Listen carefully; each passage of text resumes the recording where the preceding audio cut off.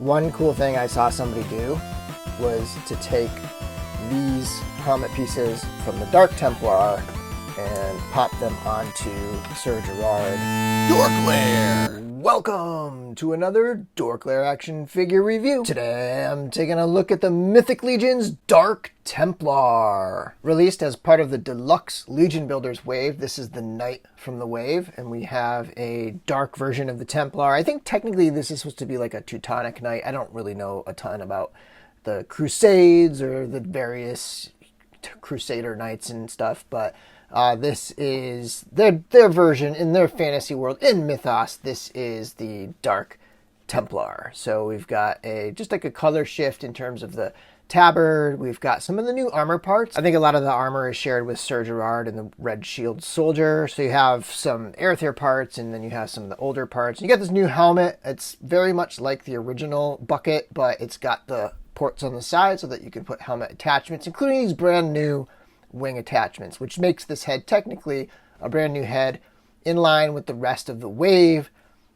A bunch of basic figures, but they're called deluxe because they come with a unique new head sculpt that hasn't yet to be released in previous figures. Anyway, this is an interesting figure. The color on the armor is really different from anything else we've seen. It's very dull, I guess. And I'll put it up next to a couple other figures, but it's definitely a lot different than what we've seen from the other figures. Anyway, let's get into this review. Quick look at the packaging. Standard Mythic Legion's packaging, collector friendly, picture of the character on the side. Got this wonderful Nate Barch art on the back with this new card back that has the Deluxe Legion Builders on it. And then what we have here is a character from the Sons of the Red Star, which there aren't a lot of those, so it's nice to see another one added to the list. Getting in close for a look at the details, we have the new helmet sculpt here. It's a variation on the bucket, but it's definitely a different sculpt. You can see here the shape is different, the sculpt is different. Like one example is there's little like rivets along the cross here, and there's no rivets. There's no rivets on that one. Feels taller, feels kind of more boxy, I think. And it has squared off ventilation holes, whereas the original one has staggered ventilation holes. So definitely a different sculpt, definitely a completely different looking piece. So nice addition to the Knight's helms. And then these horn/fin helmet decorations are removable, and they are the same size as usual. So you have the holes on the sides, and then you could pop on any of the standard helmet pieces.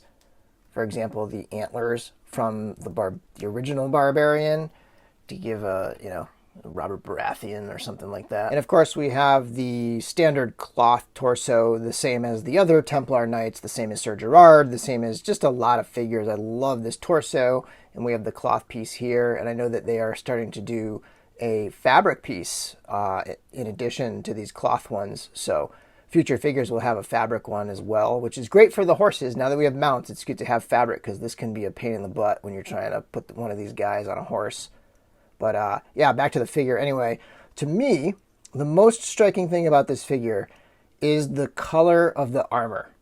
This is a gray. Like, this is not a silver to me. This is not a metallic. I mean, it's a little bit metallic. Like, it has a little sparkle to it. It has a little bit of metallic, but it is a very, very flat looking armor. It's kind of striking. It's kind of interesting, but it's just very new.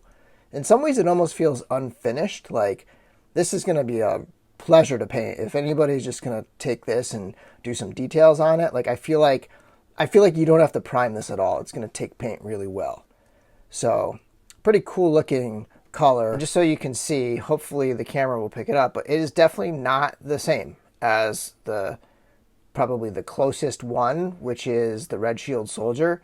They're definitely different. This is definitely a much flatter, almost like a grainy texture to it, and this is more metallic. Of course, the Red Shield Soldier was a full $37 figure, or $35 at the time. Those are now $37, and this is a $26 super basic figure. The only reason why it's deluxe is it comes with a brand new head sculpt. So it's kind of interesting, but it's got the same shoulder armor and the same skirt piece as the Red Shield Soldier. And, just kind of looking quickly, like, they look very similar, but this is definitely This is definitely shinier. And then another figure that's almost all exactly the same parts is Sir Gerard. I don't have his shoulder pauldrons on there, but you can see Sir Gerard is even more metallic and has a little bit more detail as well. But definitely a difference. I kind of see Sir Gerard. I think it might even be true. Like I think he might be the leader of the Dark Templars. Maybe? I'm not entirely sure. Oh, and while I have Sir Gerard on the table, one cool thing I saw somebody do was to take these helmet pieces from the Dark Templar and pop them onto Sir Gerard as such. And I thought this was a cool look because it does kind of match up well. It's got the blacks and the dark sort of metallic color. So that's a pretty cool look right there. I like that quite a bit. Here's a zoomed out shot of the Dark Templar, and let's take a look at him next to a few other figures. First of all, we have his wave mates, and each of these figures have a different colored armor. They're all three different. Some of the parts are similar, like I think the Barbarian's helmet is the same color as the Skeleton's helmet and stuff, but yeah, this is a lighter gray with this Dark Templar. Next up, we have a couple swaps that utilize the Masters of the Universe tribute figures. On the left is the Xenothon swap that I did in my previous video that utilizes Bardrick and the Faunus figure. And then on the right is just a straight up head swap, putting Okiedos' head on Grisha the Slitherer.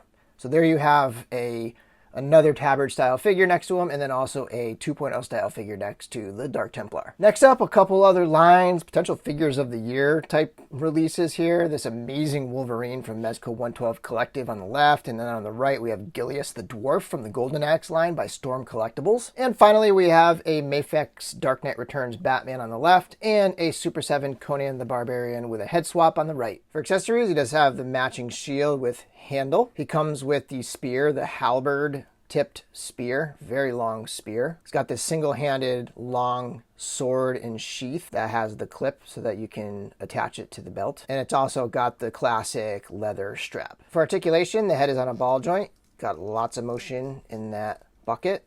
And then the pauldrons can swing out of the way. Arm can go up into a T pose.